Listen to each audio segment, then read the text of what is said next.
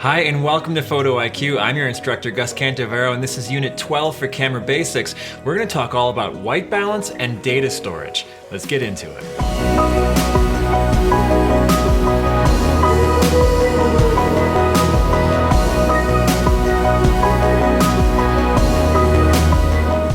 Let's start off this unit by talking about something that you've heard me mention several times before, and that's white balance.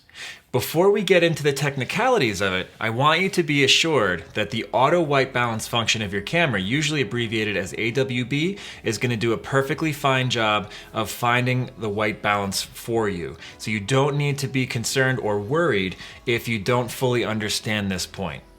White balance is something that you should understand what it is and how it works in order to use it for maximum creative potential. But just to reinforce the point, your auto white balance probably more than 90% of the time is going to get the correct number for you without you even having to worry about it. So to lay down a little foundation, the white balance of your camera is basically you telling the camera what color white is. Now, you would think that's an obvious point because white is white. White is the absence of color. However, that's not really true. In the scene, when there is white, white reflects whatever color is around it. And it picks up and is influenced and relative to the color temperature of the light source in the scene. Color is measured by a temperature scale, which is measured in degrees Kelvin. So sometimes, for example, you'll see a number of 5600 K, and that's 5600 degrees Kelvin, and that would be the color temperature that's assigned to it. That's how we can measure what temperature color is. And if you look at the scale next to me, you'll see that it goes from very low on the scale of dark red all the way up to a nice rich blue. And candlelight, for example, is measured at 1000 degrees Kelvin. All the way up on the other end of the scale, on this scale, is a blue sky, just a bluebird, blue sky day. And that's measured at 10,000 Kelvin. That's not the color of the sunlight though. That's the measure of the blue sky. It actually goes beyond that. It goes up to, even beyond, but it goes to moonlight, which is around 15,000 degrees Kelvin. So that's very, very, very blue. Going up the scale, we have 1000 degrees Kelvin for candlelight. We have 2000 degrees Kelvin for a sunset, and that's why it's so rich, orange and red, all those colors. 3200 degrees Kelvin for an incandescent light bulb. That's also referred to as tungsten sometimes, so you'll see that on some cameras as a setting. White fluorescent that you would see in an office would be 4000 degrees Kelvin. The color of daylight on a clear day is roughly around 5500 Kelvin. It can be anywhere between 54 and 5600. The flash that you would have either built into your camera or as an additional flash that you would add onto the hot shoe, that'll be about 6000 degrees Kelvin. And the reason why it's not exactly daylight is because they want it to be somewhere in the middle so that it's useful in overcast or in shade or indoors or in regular daylight. Moving over to an overcast sky, you can see that that's moving from that yellow into the blue, the pale blue color. The overcast is going to be about 7000 degrees Kelvin. And then in the shade, so if you have even a clear day and the sun is all the way on the opposite side of a house and you're standing on the shaded side of the house, that's going to be about 8000 degrees Kelvin. Now let's talk about the practical application of what this can actually do to your scene. In the last unit, we talked about shooting RAW versus JPEG, where RAW has a lot of adjustability after the fact, in post, as we say, in post-processing.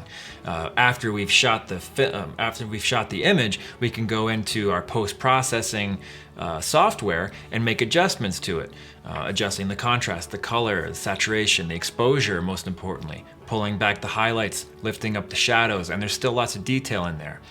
We talked about how the RAW file is nothing but data where the camera has read the scene and recorded numbers and assigned them to where they ought to go in the file. But they can be reinterpreted, and most importantly, the color can be reinterpreted. And one of the things that is so powerful about shooting in RAW is that after you've shot the image, you can adjust the color temperature, the white balance of the scene. So we don't want to overcomplicate this topic, but I think it's important that you understand how it works. And the white balance is telling the camera where neutral is. So our eyes can adjust to the scene, no matter what the color temperature of the lighting is. So at night, you can have incandescent light bulbs on, kind of similar to the bulbs that are behind me here. And these are actually a little bit more yellow than a typical incandescent bulb, but that's kind of for effect. And a typical incandescent bulb is around 3200 degrees Kelvin. And our eye and our brain can reinterpret that color and turn it white in our mind. But then when you take a photo and you look at the photo and you can see how yellow it is, you almost see that the scene looks different to your eye than it did to the camera, although the camera is actually reading it accurately. It's telling you precisely what those colors were. But you can neutralize those colors by telling the camera where the color temperature is. So if you tell the camera that we are currently in incandescent lighting, it will then neutralize the yellow and correct for that. So if you take, for example, this image that's next to me, this is the image that I used for the shutter speed example. And in the center, we have what the camera read as the auto white balance at 5200 Kelvin. Now keep in mind that we're indoor, we're on the shadow side of the house, and there's reflected light that's bouncing off the atmosphere, the fencing, the trees that's outside, the grass, the ground, and it's coming back through this patio window. I also have some warm tone shades that are on the glass, which are influencing the scene and warming the color inside that room. The wall as well is not a perfect white. The wall is a little bit of a warm tone, kind of dove white, yellowy tone there that is warming again the light in the room, making it a little bit yellower than what neutral would be. If we were outside with a perfectly white card, letting the sun hit it, the camera would read that as around 5600 Kelvin. So we're in a room where there's a lot of color. There's warm wood table that's got a nice rich brown to it. There's a yellow carpet. There's another little yellow welcome mat in the back. There's the floor itself is a rich brown. So there's a lot of yellowing that's happening in the room. So the color temperature that the camera is reading is a little bit lower than a typical daylight scene. It's around 400 Kelvin lower than what you would expect to see in daylight. The color temperature is not going to be exactly where you expect it to be at all times. And the camera brands are also going to have their own way of reading neutral. Some cameras are going to be a little warmer. I think Canon tends to be a bit warmer, and I think Sony tends to be a bit cooler. So my Sony camera will tend to read the scene as a little bit bluer. Maybe because they think that that's what neutral truly is, and they want to leave it up to the artist to decide whether they want to warm the image or cool the image. Whereas Canon likes to put their color into it and make it a little bit more pink and a little bit warmer in tone, which I also really like. I really like to have a little bit of warmth and romance in the scene. I don't really want to go for cold because it feels very sterile. Unless I'm shooting a night scene with moonlight and maybe you want it to be a little bit spooky or something like that. You might then want to go to cold, a cold tone. The auto white balance might read moonlight as a neutral white, and it will just set the white balance all the way up around 12,000 Kelvin. And then you won't end up with any blue in the scene. That may not be what you want, so you'll have to know how to set your white balance in order to get what you want out of it. So if we were to set the color temperature on the camera to a higher temperature than what the scene actually is, it will warm the scene up because it will try to yellow up the tone to make it neutral. Just remember, if you go higher than the number where you're looking, then it will warm it up. If you go lower, it will cool it down. Let's use this image beside me as an example. The proper color temperature was around 5200 Kelvin. That's what the camera read it as. I then, in post, in my raw processing software, reduced the color temperature white balance to 3200 Kelvin. And it made it very blue because it was expecting to see an incandescent lighting situation, which is extremely yellow. So it was cooling it down dramatically in order to make it neutral. However, that was not the proper color temperature that we were looking at. We were looking at a 5200 Kelvin scene, and I had set the camera to 3200 Kelvin, so it produces a very blue tone.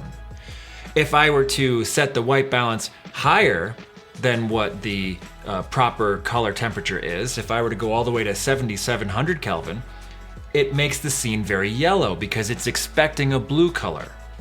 The white balance setting of the camera is relative to the scene that you're looking at. So it's expecting a certain color temperature. So if you want to warm the scene and give it a little bit more romance or feeling or emotion or something like that, then you'll want to set your white balance higher than the scene actually calls for. If you set it right on the spot, it'll be just a neutral white tone. If you want it to be warmer, set your white balance at a higher number and it will warm the scene because it's expecting to see a bluer color. If you want to cool the color temperature, if you want to make it a colder scene, maybe a little bit less emotional, a little bit more sterile, or you want to go for something that's a bit more spooky, lower the color temperature, it will blue the scene because it's expecting to see a warmer color tone. So we're dealing in opposites. So let's jump into Capture One so that I can show you a little bit more of a hands-on example of the way the camera reads white balance according to the lighting situation. This will also allow me to show you how RAW is way better at adjusting white balance afterward when compared to JPEG. So in these examples that I have here, I shot these all as not a very attractive image setup. It's just a white piece of paper on a plain gray concrete wall. And I chose that because it's just so neutral. There's not a lot of color to influence the scene. So white should be white in this situation. The lighting that I used is a color tunable light that allows me to go from a very yellow, almost candlelight 2000 Kelvin to a nice blue around 6000 Kelvin, which is just a bit bluer than daylight. So this first image that you see in the sequence was the auto white balance function. Then the next image here is daylight. Then the next image was set to shade. And then the next is the cloudy setting. And then this one is set to the incandescent light bulb setting. So it goes from a neutral to a warmer to a blue tone. And the part that is very confusing to hold in your mind is to think, if the color temperature is set to incandescent, why is it blue? Because incandescent is very yellow. So the way to think about this is that the color of the lighting that we were using was a nice neutral daylight. When we set the camera to expect to see a very yellow incandescent light bulb, it was trying to correct for a very yellow tone of light by calibrating itself to correct it towards the blue, to take the yellow out of it and make the yellow a neutral white. So if we're not seeing a very yellow light, we're actually seeing a bluer light than expected, the light is going to come out blue. And just like here, we're set to the shade function, it is expecting to see a bluer tone, and instead it was a neutral daylight 5600. It was expecting to see around 7777. So instead the light comes out warmer because it's a lower temperature than it is expecting to see. So likewise, when you have mixed lighting scenarios, you might have incandescent bulbs inside a house with a big window, big picture window with daylight outside. You're gonna get a bluer light coming through the window and a much warmer light inside the house. So you're gonna wanna know how to balance those and set your color temperature for somewhere in between so that you can get the most useful image out of that. One thing that's interesting is to show you the way the auto white balance works as compared to what I expected it to be. The first image here is auto white balance, the next image is daylight, and you can see that they're pretty much exactly the same. they're very close to the same.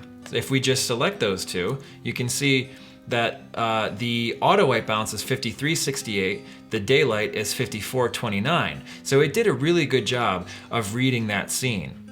So if I were to go over to the image that I forced it to the shade setting, and we were to correct this to daylight, and we select our daylight image, you can see that they're almost identical. And the way that the white balance picker works, which is this little eyedropper, if you click that and you click white in the scene, it will correct it and make it white. So it's also adjusting the tint, which is magenta and green. So if you have something that's nice and white in the scene, you just click that and it should correct it for you. So so the number it comes up with is 5425 with a tint of 5.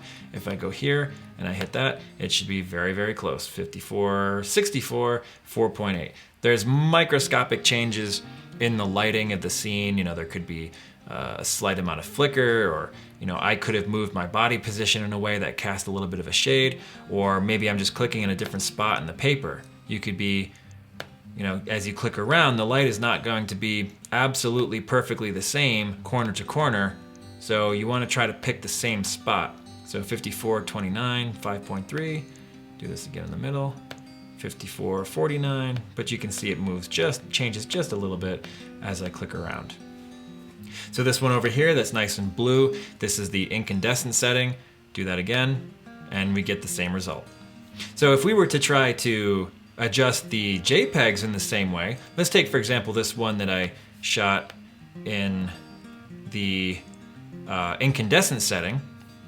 So the JPEG and the RAW, okay? So we'll take the RAW and we'll color correct it by clicking in the middle, and then we'll take our JPEG and we'll do the same, and it doesn't work. The reason why is because JPEGs have the color information baked into the file. You don't have the same latitude to be able to make those adjustments. So you can click around all you want, and I'm clicking on the concrete gray, and that's giving me the best result, but I click on the paper, and it just doesn't look the same. So when you are shooting JPEG, you do need to nail your white balance. Auto's usually fine, but you're not going to have the ability to make the changes afterward like you would in RAW. So just keep that in mind. If you're going to be shooting JPEG, make sure that you're paying attention to your white balance, and that's why I want to make sure that you understand this. So all the images down here on the second row were shot with the same sequence of images, except that the light was adjusted to an incandescent color temperature. So it was set to 3200 degrees Kelvin.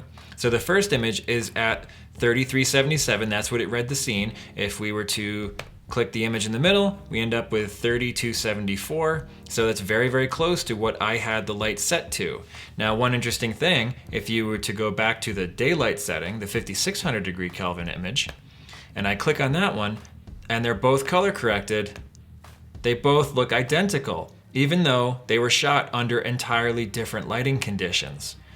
Now, I hope that this is a little bit better to illustrate what we're talking about. Changing your white balance is basically telling your camera the color of the light in the scenario. So if we compare this auto shot to the daylight setting, you can see it was expecting to see a cooler temperature, so it was adding yellow to it. Go to the next one. This is the overcast shot at 7777. It was expecting it to be a much cooler image, so it's adding yellow to its calibration. Then we have our shade shot, and then finally, this is the incandescent shot. So that's the one that's properly color balanced.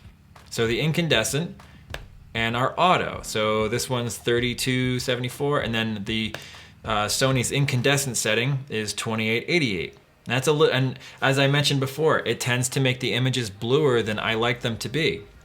If I were to white balance by clicking on the white paper, it warms it up to 3263, and now we have kind of a properly exposed looking image.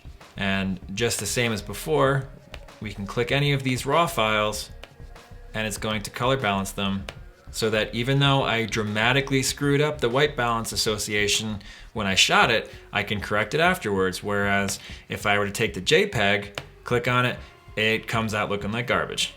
You cannot correct color balance in JPEGs in any more than maybe a 10% latitude. You don't get much room for error.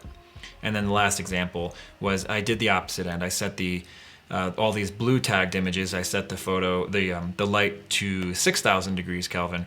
So you can see auto set at 5721, click on it, brings it up to 58. And then the same with all these raw images, we can just go ahead and correct them. And we end up with perfectly white balanced images. Let's finish up this lesson by talking about data storage. Speaking more in detail about the memory cards and the buffer space of your camera, look in your manual because it will tell you which memory cards are specifically supported by your camera. The good thing is that the SD cards, which stands for Secure Digital, are backwards and future and cross compatible. So even if you have an older style card that you have from an older camera, you'll still be able to use that in the newer cameras, but it will be at a restricted speed. So whatever the maximum speed is for your memory card, that is the speed that your camera will be writing to. If you have a memory card that is faster than the camera is able to support, it'll still be able to write to the memory card, but only at the speed that the camera is able to write. So the good thing is that you won't be wasting money necessarily on cards by buying a card that won't be compatible. You just might not be getting the maximum speed out of that card and camera combination. The ability of what's called the internal bus, which is the wiring that actually connects the sensor to the buffer to the memory card, is going to vary from camera to camera. It's also going to be affected by whether you're shooting RAW or JPEG, or what size RAW or what size JPEG, or what kind of camera effects you're going to be applying to it. If there's film simulation or enhanced sharpening or noise reduction being applied, all of that is going to affect how long it takes to record and store your data. The memory card speed is only half of this equation because your camera is built in. It cannot be adjusted, whereas your memory card can be upgraded to a faster memory card. But just because you upgrade to a faster memory card does not necessarily mean that it's going to be writing data any faster. As mentioned, the size of the image is going to be a big factor. And then there's another effect that is going to be very important, and that's if you're shooting in continuous mode. If you're shooting a lot of images very fast, like say 10 to 15 or even 20 images per second, then you may run out of buffer space quickly because it's going to be filling up that temporary space, and you're going to have to pause and allow it time to offload that information. Usually in the continuous mode in your camera, it will give you a preview to say how many images can be shot continuously before the buffer runs out. Now the good news is that SD cards are cheap. Some of the brand new ones that have just been released are a little bit more expensive, and they can be over $100 per card. But the vast majority of the cards that are supported and perfectly adequately fast for most purposes out there are only in the range of $20 to $40 per card. So what that means is that you can buy multiple cards for, say, extended trips where you're going to be shooting a lot of images. And sometimes it's a good idea to actually have multiple cards of a smaller capacity, because if something were to happen to one of those cards, say they can get corrupted or broken by taking them out, and they are only plastic, so they can get broken, you won't lose all of your data. So having 2, 3, or even 4 memory cards for a longer trip is a good idea, because breaking it up into smaller pieces means that you're at less risk of losing all of them. You'll notice on the image next to me that there is a little bit of there's a lock in the upper left side of the memory card. And that actually means that the data on there can be secured so that it can't be erased. So if you are on a trip and you have shot some really important images to you, take that memory card out, close the lock on there, and that will keep you from making a critical mistake of accidentally formatting your card before you've had a chance to back up your data. Another thing that's a really good habit is to always play back your images and cycle through the most recent images that you've taken to make sure that they've all been backed up before you format your card. So if you are going to format your card, always get in the habit of hitting the playback button, cycling through the images, and making sure that you've backed them up before you format. Now, the last point I'm going to mention here is the importance of data storage. It is a good idea to have your image library stored on an external hard drive. It is not critical that you do this, but it is important that you do this because if anything were to happen to your computer, let's say you have a laptop, let's say it got broken, you would not be able to get your photos off of there. If you have your images on an external drive, you can easily upgrade your computer without risk of losing anything. You won't have to worry about backing everything up and transferring them over to the next computer when you upgrade. If anything happens to your computer, everything will be secure there on your hard drive. If you take your laptop out of the house and it gets stolen, you won't have lost all of your images.